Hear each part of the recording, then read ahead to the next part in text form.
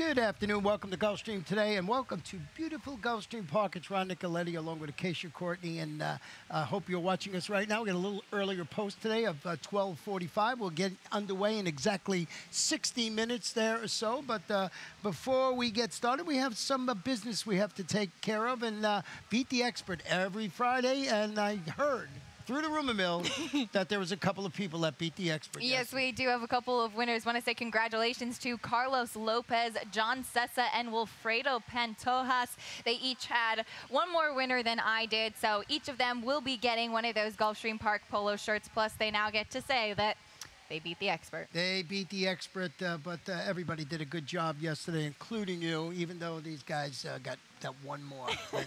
Well, thank you. It's just because you're sitting next to me. Yeah, exactly. Fast-made track, firm turf course. Let's get right to our wagering menu this afternoon. And we started off in race number 1 today with the Rolling Super High Five. We got a carryover approaching $1,300. And, of course, each and every day we have 2 pick fives. And the first one starts in race number 1. Acacia will show you her ticket in just a moment or two. But with a 12-race card, something special in race number 5. We have a middle pick 4. It's been very popular. It's a 50-cent wager, and it is races 5, 6, 7, and 8. So that gives us 3 pick 4s on the afternoon. The Rainbow 6 getting interesting now, and it starts in race number 7. $92,000 plus, certainly be well over $100,000. You could take that down for 20 cents, and then we end the day with the final pick 5 of the afternoon, last 5 races on the card. Once again, a 50-cent wager, and you'll have a ticket to show them, I'm sure. Yes, I will. And so that's 12 races today. Lots of opportunities to get up there and get betting and have some good betting options. So certainly keep an eye on what is available in which race. And as you said, you know, that middle pick 4 has been pretty popular there. It's not in the program, so keep an eye on that. It's not in the program today. It was left out by mistake, but we'll be telling you about it all the way up till race number 5. And you can bet it'll be in the program next Saturday. So first race is 7.5 furlongs. We mentioned at the top of the show, the main track is fast. The turf course is firm. These are claimers 3 and up, $10,000. We're going to have 8 runners in this field. We've got a current, no, there's not a favorite up here, put it that way. But let's take a look at Acacia's early pick 5 ticket and see how she figured this first one out. Well, I went 3 deep here in this first race, as you mentioned, pretty wide open to start off the day. 2, 3, and 7 in here. $36. I wasn't able to single in on one horse and narrow it down, so I had a couple of races that I just decided to use the logical 2 in there and try and keep it covered that way, but still $36. Yeah, I agree with the early part of the card is very wide open. There's a bunch of horses that could win every race, and interested to see how you started with race number 1. I went with the 3 Southern Stroll. Is that who you had on top? Well, I had the number 3 up there, but I actually went with the number 7 Highland Warrior on top, who's from the Peter Walder barn. Won last time out by half a length as the favorite. That was at 7.5 furlongs against similar competition. Finished a good 3rd prior to that, and I think positioned well in this race. Yeah, absolutely. One of the horses you got to have on your ticket. We got our exacta flip-flop. I did go with the number 3 Southern Stroll, as I mentioned. This one is dropping a notch on the claiming scale after rallying 5 wide to finish 2nd. That was against 12-5 claimers going a mile. It's Marcial Navarro, got Gerardo Corrales in the saddle, and I think those 2 are the logical 2 in here. 3, 7, 7, and 3. But you closed it out with the number 2, Dreaming of Frank, one of the horses you did use on your early pick 5 ticket. Well, I think that this is a versatile horse, and that's one of the big reasons that I put him in my top 3 to start off the day, because doesn't necessarily need the lead, but can take advantage if nobody really ends up going to the front. I think that the number 6, Gunderson, will probably show quite a bit of speed to start it off, and even Highland Warrior breaking further from the outside might show some earlier speed, but Dreaming of Frank has that versatility. Matt Rispoli is going to be in the saddle today and stretching out a little bit to the 7.5. Yeah, I went to the outside a little bit. I had some interest in the number 8 Sneaky Kitten, who would depart from that post today after showing tactical speed and failing to reel in a repeat winner called Tetradactylum. That was a pair at this level and distance. That horse was in great form at the particular time, and I just thought this horse with the tactical speed on the outside, Christian Navarro in the saddle might be able to grab a share, but once again, I think the logical 2 in there are the 3 and 7. Let's see if you guys agree with us. We'll find out a little later on how that race plays out. Race number 2 this afternoon, 5 1/2 furlongs. Claim is 3 and up. Non-winners of 2 races in life, $6,250. A scratch in here of number 3, Rockstar Cowboy. And both of us went with the number 1, In Sigma Boy. But if I could have taken all in my early pick 5, this is where I would have done it. Yeah, this is a tough race to narrow in on. I think that the number 1, In Sigma, probably looks to be one of the more logical ones. Was beaten just by 3 lengths last time out. That question mark being, it was behind 2 other horses in this field that we also used in here, Burning Wild and Phil's Comprise. But I think that this one is certainly eligible to improve off of that effort. 2 back, was coming off of about an 8-month layoff and found a sloppy track.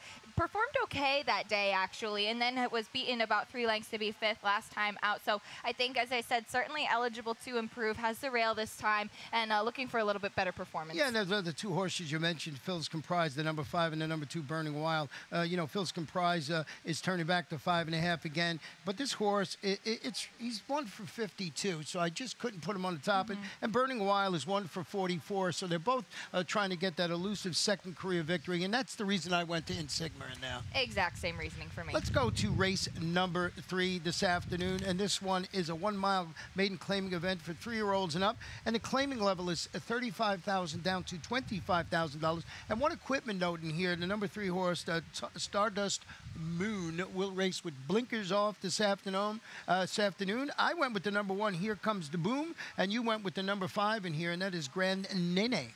Well, Grand Nene is looking for that victory here. 11 starts so far. The last 3 starts have been second. You know, I normally don't put a horse like that on top of my ticket, but I think that this might finally be the spot, dropping in class and just looking to get that elusive maiden victory. And I really think that this might, it's now or never for Grand Nene, really. Can't win in here. So I think that this might be the spot. I can understand using the number 1, Here Comes the Boom, but just thinking based off of everything and the performances and the ability that Grand Nene has, this is where that win will come. Well, you highlighted my case. I couldn't put Grand Nene on top for all the reasons you mentioned, and I did go with the 1, Here Comes the Boom, shortening up to this 1-turn mile after returning to the claiming ranks, went up, vied for the lead, and finished 3rd against maiden special weight competition. That was going a mile and a 16th. A mile and a 16th at Gulfstream is around 2 turns. 1 mile is a 1-turn mile. I just thought this horse was the logical one.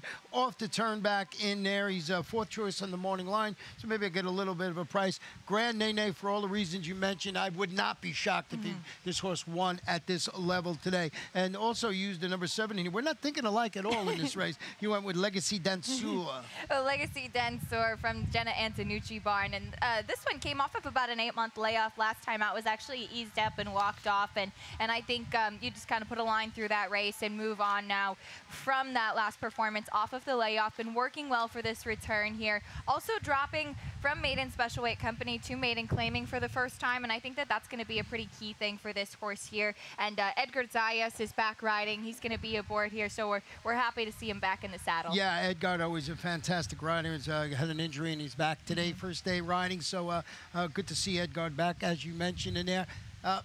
You made my case again. I wanted to see one.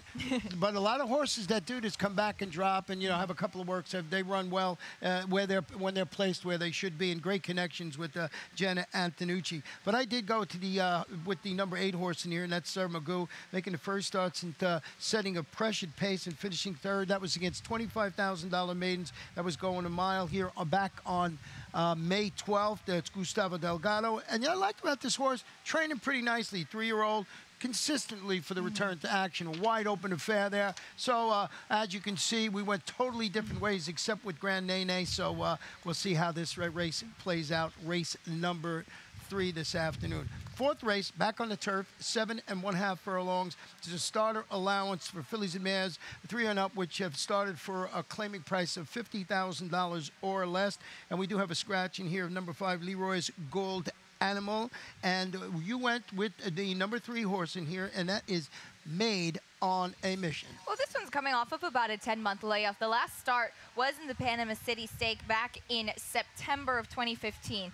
She's even money on the morning line, which was a little bit tough for me, but I think based off of everything and the kind of company that she has in her backlash, she's one that you definitely have to respect. I don't know about even money, and I don't know if she's a sure thing in here for sure, but definitely one that you have to respect. If you look just at the kind of company that she was keeping, thought enough of this horse to put her in the Grade 1 Beverly D, where she finished behind eventual Breeders' Cup winner Stephanie's Kitten. She was actually walked off in that race, so she really finished far behind, but my point is that they thought enough of this horse to race her in a Grade 1. Again, she's coming off that layoff, but want to give you a stat for trainer Peter Walder. With horses in the past 5 years coming off a more than 180-day layoff, 5 for 31, about 16% win, 13 for 31, 42% of the time in the money, $1.58 ROI. So some decent percentages and an okay ROI considering how his horses are bet. Nothing hugely special, and that was one of my concerns. As I said, I still put her on top because I think that she's one that you have to respect, but certainly not a sure thing in here. Yeah, you know, if you look at all Peter Walder's other statistics, doing things second off the layoff, this and all this coming off, he's about 25, 30%. This one, he's 60%. With me, I like to watch a race from Peter Walder, but the backlash, you're absolutely right. On paper, this one is strictly the one to beat. I did go with the number 2 in here, First Distinction, a horse that you also used on your ticket. It's turning back to 7.5 furlongs, taking the blinkers off this afternoon after opening an early 5 1/2 length lead before getting caught late when fading to third behind a repeat winner called Determined Lady. That was going 1 mile and a 16th. So the looks like they're they want to throttle down this horse's keen early interest with the blinkers off this afternoon. Yeah, and that was one of my points too, is that she is going to be the speed here. Hopefully the blinkers will get her to relax. She's actually 8-1 on the morning line, so you might get a nicer price on this horse from the Ralph Zadie barn. And I think that if she's able to cut back in distance, settle a little bit earlier, and still get a little bit more zip in the front end, which she certainly does have the ability to show that early speed, but if she's able to settle a bit, might be a dangerous one. You're not getting 8-1. No. Who else did you use? I went to the outside and used the number 8. She takes Heart, who's adding the blinkers on today. Last start for this one was at 1 mile and a 16th. It was in the Christmas Pass stake. Finished 5th that day, beaten a little bit more than 9 lengths, but had been running in a couple of stakes prior to that, and towards the start of her career had a couple of nice victories on the dirt. Still hasn't gotten, still only 1 win on the turf, so she's trying to get back to some of that form, but I think the race might set up well for her. Well, I used number 6, Terry's Big Heart, is turning back to her most accomplished distance. She's had 9 races at this distance with 3 wins, a second and 2/3 after surrendering a late lead to finish second. That was against $25,000 optional claimers going 1 mile and a 16th. That record, 7.5 and 1 mile, are considered just about the same. So some of those races that you want were at 1 mile, but I think the turn back is key for this horse. Going to run well. About the top spot, I'm not so sure, but I think this horse, I'm going to use it somewhere on my exact or a trifecta ticket. So that is race number 4. Now, race number 5. Do not forget that we have a new mid-race. Well, it's not new. We had it last week, but we have 3 pick 4s this afternoon, and it starts right here in race number 5. It's not in the program, so mark it down. Yeah, well, maybe it's not new, but we didn't have it yesterday, so something special for tonight. So there you go. And this one, this 5th race is 7 furlongs, claimers 3 and up, non-winners of 3 in life, or a race since February 16th, $12,500.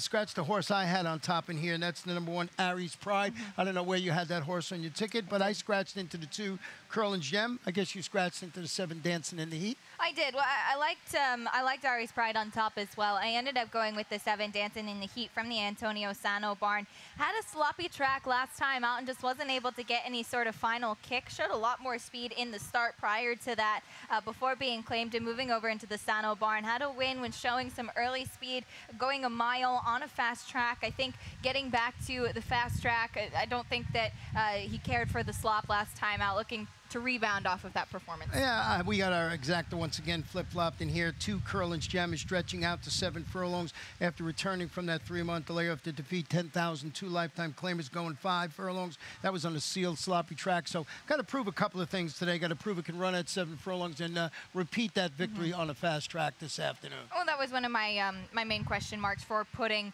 not putting this horse on top because he did have that win on the sloppy track at the 5 furlongs last time out, but certainly one to respect in here. Yeah, you know, I just went with the number 5 in there. I added this horse afterward. He's turning back to 7 furlongs. Responded pretty well to a drop in competition last time out and won that race at a mile. Stepping up a little bit in class now, I threw on the number 3 Primetime Tommy, who's working well coming into today. Didn't perform the best last time, going against $16,000 optional claimer, so get a little bit of class relief here. Hopefully get back to the good form. Well, let's flip the page and go to race number 6 this afternoon, 1 mile on the turf. Hey, did we mention the turf course is listed as firm today? I'm sure we did a bunch of times. Claim is 3 and up, non-winners of 2 in life or 3-year-olds, $16,000. One equipment note, number 7. No Circuit has got blinkers on this afternoon. I'm starting to lose it here, kid. Number 4, Acknowledge on top of your ticket. Yeah, well, we want to go back and show the last race for Acknowledge. You used this horse as well. Finished just by a neck last time out. You see the number 6 there that day. If you remember, both you and I really liked this horse that day. Ended up getting beaten by just a neck by High Quality Prince. You see there, the number 6 looks like he's going to be home free at this point. He rebroke coming out of the far turn. I thought it was a very game performance, and then he just gets caught at the wire. See High Quality Prince there swishing his tail, going to the whip, but he manages to get up there. Such a tight performance, but really game performance from Acknowledge. I think he sets up well for today. Yeah, I mean, off his current form, he's absolutely the one to beat, and here he's the son of Tisway, and certainly, as I mentioned, he's turning back to the mile, and I think that's really going to help him this afternoon. Number 7, I'm No Secret, as I mentioned, will race with blinkers on, is dropping to the $16,000 level, stretching out to a mile. Tried this distance a couple of times, got 1 third-place finish, but returned from the freshening to duel for the lead. Weakened late in that race to finish 4th. It was against 30 claimers going 5 furlongs, but it's Mike Maker. He's really good with horses, stretching out in distance. He's always over 20%. He's got Edgar Zayas, who we mentioned back in the saddle today, and once again, blinkers on. So we have our exacta flip-flopped again, and we both have the number 5 Brevard. Yep, this was another one to throw on, coming over from racing in Maryland. 3rd last time out at a mile and the 16th on the turf, beating about 5.5 lengths that day, but had a nice win 2 starts back. This is certainly a horse that's going to be doing some better late running in this race and working nicely before coming over to here as well. And if that race up at Pimlico was a key race, a $16,000 optional claimer. 3 horses in that race came out to win their next start, and a horse that I believe on your multiple wagers you got to have somewhere on here, and that's the number 5 Brevard. And I guess the people from Brevard County will be betting that horse this afternoon. We're going to take a short break. When we come back for race 7, we'll have the Rainbow 6.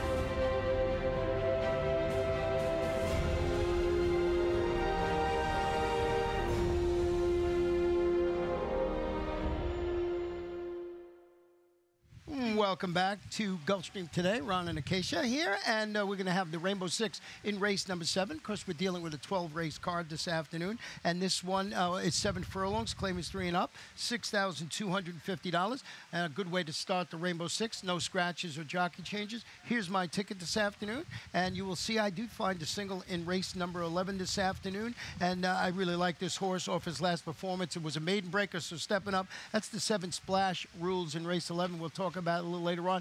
Very affordable to the ticket today, $32.40. So we'll see how my Rainbow 6 plays out against yours. Good luck with everything you put together this afternoon as far as the Rainbow 6 goes. How'd you start it in here? Well, I started it out with the number 2, Old Time Sake, and this one won last time out and has been claimed, and moving over now into the barn of Marcial Navarro. We want to give you a stat on trainer Marcial Navarro in the past 5 years with horses first off the claim that were winners last time out. This was notable for me. A relatively small sample size, but 5 for 19, about 26% win, in the money 63% of the time, and still a positive ROI with 214. Navarro horses are usually pretty well bet. This horse was the favorite last time out and delivered, and I assume is going to be taking quite a bit of money today, but even first off the claim, some strong numbers there and a strong ROI. why. Yeah, and ridden today by Roberto Alvarado Jr. For all the reasons you mentioned, I had that horse on top of my ticket. We go differently. Well, with the second pick here, you went with the number 7 in here, and that is Crazy, Frank C. Yeah, I did, and this one is going to have Tyler Gaffalione in the saddle today, dropping in class, which was going to be one of the big things for me. Well beaten last time out, but that was against $10,000 optional claimers. 2 back at the same level going a mile, was only beaten by half a length. So I think with the notable jockey change to Tyler and the class relief, this could be a dangerous one. I threw the number 8 in here, Flashing Cat, who you also used on your ticket, is solid in defeat when he tracked the pace, and he finished 4th. He was beaten only a half length at this level. Previous winner at the distance, Sammy Camacho in the saddle today. So I just thought it was a logical contender, and I see you have it on the ticket along with me. Yeah, beaten just by half a length last time with Sammy Camacho. That was on a good track, so he's going to be back on a fast track today. And a few starts back at this level, won by 4 lengths, showing that early speed. And number 9, Gloton, is stretching out an additional furlong. Has had 12 races at this distance with a couple of wins, 3 seconds and 2/3. Rallied to finish second against Simler, going 3/4. Louis Duco, Vicente Gudiel in the saddle. And I think this horse is going to respond favorably to the added distance this afternoon. So I threw it on my ticket. But I really think the number 2, Old Time Sake, is the one you have to deal with in race number 7. Let's go to the 8th race on the card this afternoon. 5 1/2 furlongs, maiden special weight 2-year-olds. Nothing better than these 2-year-old races here at South Florida. And the 8th race is where Acacia will show you her final pick 5 ticket of the afternoon. Well, as is natural, the race that Ronnie singles, I went 4 deep. So $48 for me today. I went 3 deep here in the first leg of the pick 5. We used the same 3 horses in here. I did throw the number 7 on in race number 11. I'll be honest, I didn't have him in my top 3, so a little bit, I guess, another coffee side wager for us over there, and then 2 deep in the final for $48. Yeah, we got a coffee wager definitely going in race number 11. We'll talk about that race when we get to it there. But how many times does that happen? I single a horse, you single a horse, and the other person goes deep in that race. So just goes to show you what great thing it is for handicapping. Well, let's talk about the number 2 in here, Gunevera. This one is an interesting horse. Maiden still 0 for 2, but has kept some really good company in both of his 2 races. Debuted in Maiden Special Weight Company, finished second behind eventual Bird on the Wire Stakes winner 3 Rules. Then Gunevara went on to run behind 3 Rules once again in that Bird on the Wire Stakes and finished 4th. Actually, going to go back and show that performance because, yes, was beaten about 6.5 lengths that day, but bumped at the start a little bit. Didn't have the cleanest of trips. This is the number 5 here. And you see, just a slight little bump, but got pushed back behind some other horses. And sometimes when you have these inexperienced ones, now you're going to see coming up along the rail, makes up a ton of ground. When you have inexperienced horses, sometimes when they're pushed off course there at the start, it can really upset them a bit or upset any momentum that they might have. You see moving really nicely up the rail there, passing a lot of horses. And I thought, based off that performance and the type of company that he was keeping, 3 Rules was the winner of the Bird on the Wire Stakes, a very worthy and runaway winner that day. So I think off of that performance, Gunevara is due for his moment in the sun. Yeah, and, 3 Rules looks like the best 2-year-old we've seen so far down here, or one of the best, that's for sure. So this one flattered by running against it, had that a legitimate excuse to start, especially when you're a young horse like that. You get shuffled back, but he showed that late interest in coming up the rail, which is another a key thing for a 2-year-old. Didn't mind going on the inside. So lots of things to like about the number 2 Gunevera.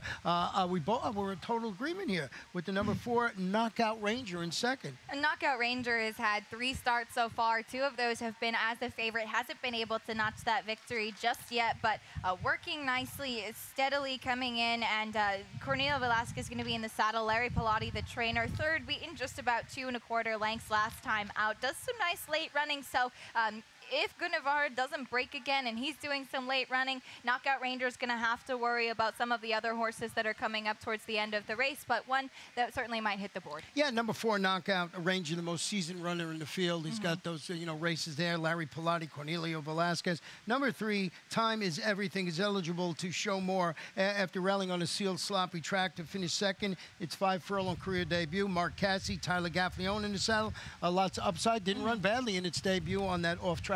Yeah, Yeah, of course, the big question mark is that it was a sloppy track. So do you say that that's the reason why he didn't win, or that's the reason why he ran better in that one? So a little bit of an unknown here, but I thought it was a really solid performance for his debut, beaten just by 3 lengths to be second. Well, let's go to race number 9, excuse me, this afternoon. And this one's 7 furlongs, maiden claimers, 3 and up, $10,000. Do have 2 scratches in here. Number 9, Little PJ, and also scratch number 12, Very Tricky, who was my top selection in the race. I scratched into number 3, Starship Apollo. Yeah, I liked the number 12 as well. Starship Apollo, to me, looks to be one of the logical ones, getting a little bit less ground today after finishing 4th at a mile last time out, being about 4 3/4 lengths. Luca Panici in the saddle once again, and I'm not sure what the excuse for this one was last time. Maybe just a little bit less ground and a better post might be the key here. So thinking that this one might be able to get the job done. Yeah, and I mean, it's just a logical spot. Once again, you know, when we put these exotic tickets together, if you can go deeper, here's another one of those races where you might want to go deeper. We both used the number 7, Remarkable Tale, and he's another stretching out to 7 furlongs. He was way back. He was about 13 lengths off the pace. He finished second as the favorite, going 6 panels last time out. I think he's closer to the pace this afternoon, and I think that maybe this horse has the best shot at beating number 3, Starship Apollo. Yeah, he finished 3rd last time, beating about 3 3/4 lengths behind Very Tricky, who's the one that we scratched in here, as you mentioned. But he had to go about 7, 8 wide last time as well, and still managed to get up in the top 3. So definitely one to respect. He's not the most consistent of horses, hasn't been able to get a win in his 11 starts, but as I said, one to take into consideration. Yeah, you know, number 11, Legislation's a candidate for a rebound performance at 7 furlongs after 1 good and 1 bad outing at a mile. He was a good second, 2 races back, and a well-beaten 8th last time out. He's a bit of a guess for me. Same to me. It's sort of a best of the rest in here for this situation. So he's due to rebound off of that performance last time. Very nice feature race this afternoon. 1 mile on the turf, an allowance optional claim of fillies and mares, 3-year-olds and up, or the optional claiming price of $62,500. But we do have some scratches in here, and we do have a jockey change. First, we'll give you the jockey change. It comes on the 2, Make the Rudder, Tyler Gaffleone. Also scratching here the 3, 6, 8, 9, and 11. So we lost the morning line favorite in here, Kiss to Remember, but still a pretty nice race. And I can understand totally having number 5, Quiet Kitten, on top of the ticket now with a couple of scratches in there of the 3 and the 6 who were the speed. Well, the reason that I scratched into this one was because of those scratches. I had this horse on my top 3 initially, but I had those other 2 horses that scratched as well. They were going to be the speed. I now think that this horse is going to be the lone speed in here, probably going to blast off, and I think really flattered by those scratches again. He's another one in the Alan Hunter barn. Last start was over at Pimlico, but he's making his return to Gulfstream. He has 4 wins locally, 4 wins at this distance. So she's a kitten's joy. Certainly going to be bred for this outing here. She's running a couple of grade 3 events. She won Claiming Crown here at Gulfstream. On paper, looks like the logical one. Yeah, it's the old horse for course play. That Claiming Crown race was the Tiara. So, and I think that horse up at the race up at Pimlico was a perfect screw tightener for this horse this afternoon. So certainly things totally changed when we got the scratches in this race as far as the pace scenario goes in here. So go back and look, but I'm total agreement with Acacia that the number 5 might turn out to be the lone speed in that race. I had originally liked of Kiss to Remember, one of the horses from Marty Wolfson, and I liked the number 1, E.B. Rider, in second. But this horse, you know, from trainer Marty Wolfson's turned back to mile, returned from the freshening to finish a drop back, re-rally 3rd at a mile in the 16th. That was the $75,000 Spooks Express. Ed Garzias rides this horse, but I thought this horse was way better off when those other horses win the race. I'm talking about the speed horses in the race. Absolutely. Well, one of my big things and big concerns with putting this horse on top, it's been a long time since he's won a race, or she's won a race, excuse me.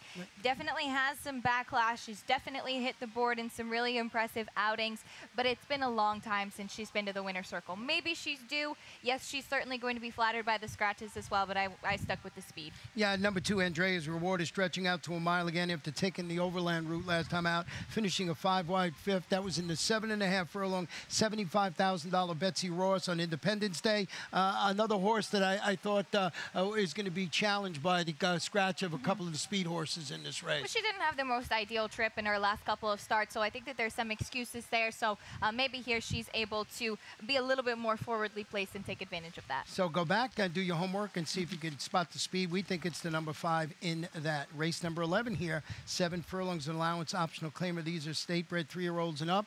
They can run for the optional claiming price of $12,500. We got a jockey change on the number 10, Make the Run of Vincente Guriel. This is our coffee wager here. And I went with the number 7, Splash Rules. And this one's going to step up to face winners because I want to go back and show you this horse's last performance last time out. I thought this horse was very impressive through the stretch run, drew off like an international good thing in here, and ran pretty well. So I just thought off that performance, not facing, somewhere where it can't make it 2 victories in a row. And not only wins this race, beats 4 horses come back and run again, and 3 of them win. And I actually wrote down the horses. I'm putting the glasses on because this is a coffee wager. Those other horses were a beautiful, wild, good, beautiful woman and Game Lad. So a couple of really nice horses coming out of a key race. You know I'm a sucker for those key races, thus singling this horse on top of my ticket. Yeah, that was one of the main reasons I threw this horse on my pick 5 ticket. You mentioned trying winners for the first time. Actually did get a win back in February at Tampa, was disqualified and placed second. Took him a couple other starts then before he was able to notch that legitimate first career victory. It came last time out, as you mentioned. It was very impressive. That was against Special Weight Company. Yes, a bit of a key race. He's coming out. But I'm looking at a horse that's pretty much well tested, actually. 2 for 15, and that's the number 6, Cantoon, coming over from Churchill Downs, making his local debut here at Gulfstream, and taking a drop in class in here. But if you look at the kind of form that he's been keeping before, he has some early speed, but he also has the ability to sit just behind the pace, because I think that the number 1, You Can't Stop Me, will probably blast off from the rail. So I'm looking at it from a trip angle. Yeah, I mean, Cantoon was over at Churchill Downs and ran in those allowance sprints. He's the son of Cantharos, and I think he's a major player against state-bred competition. So more importantly, facing Florida state-bred competition, you know how well Cantharos progeny runs. So Cantoon, a logical choice. We both used the number 2 in here, and it is High Riverside. Well, High Riverside from the Antonio Sano barn finished second, beaten just by a length last time out, but that was on a sloppy track. 2 back had a very disappointing performance. He's been running against $16,000 optional claimers, so a little bit of a drop down here, but working very nicely coming into this race. So we'll see if he can continue that kind of form that he showed on the slop. Well, you can't stop me from singling this horse on this ticket, and I know that's the name of the 3rd horse you picked. That is, and that's the number 1, You Can't Stop Me, who I mentioned I think will be the early speed. Last couple starts were on the slop, so we'll see if he's able to maintain that on fast. Final race on Saturday's card, 7.5 furlongs, turf, maiden claim is 3 and up, $12,500. Scratch the 8, 9, and the number 13. Please note the 14 gets in and runs, and we got a jockey change on the 10. Make the rider Lionel Reyes, but don't forget our track announcer Peter Eller will be up here, give you all the updated scratches and everything you need. We'll just run through them really quick here. We both went with the number 11 in here, Swing Hard. Well, Swing Hard has a bit of early speed. He's going to have to really show that coming from the outside post, and he's a first-time gelding coming into here as well. Finished 3rd last time out on the turf when moving back over to the turf. His only really disappointing race was his debut, and then his lone start on the dirt. So I think this turf course and this distance is where he wants to be, and the first time gelding with the speed, I think it all comes together. Yeah, you know, and he got caught at the wire when he finishing 3rd behind Sea Cookie, and the next out winner called Menahune. Tyler Gaffleone rides for Fernando Abreu. Number 1 horse, Zukov, is how I went in 2nd. I thought this one was game in defeat. He went out, and you go back and watch this last race. He vied for the lead throughout. He was caught, and he fought back again. He only got beat like at this level of distance. And when he fought back, I thought when they caught him, he was done, and he fought back. So off their performance, I don't know if it took too much out of him, but I threw him on the ticket, and you did go with the number 4. Congrats, you in 2nd. I did. This one from the Dave Caston barn finished 2nd at this level and distance last time out, beaten about 3 1/4 lengths. My thing with Zukov is that he's not the most consistent. He's 0 for 19 so far. Congrats, you is 0 for 13, so just a little bit less, so taking a little stab. Well, my long shot today is the number 3 horse in here. One more and we'll all go. Should have the proverbial screws tightened in the 2nd ever start on the turf, returned from a freshening, went up, set the pace, fought back, finished fourth. He was only beaten 1.5 lengths at this level and distance. 15-1, as good as anybody else in the race. I figure if you can get a price, throw that horse in your ticket. Absolutely, and I threw on the number 7 Wonder Frolic, who adds takes blinkers off and a little bit of a drop in class. Well, good luck with all your selections this afternoon in this 12-race card. And don't forget, in race number 5, we got one more pick 4 to offer you this afternoon. Good luck.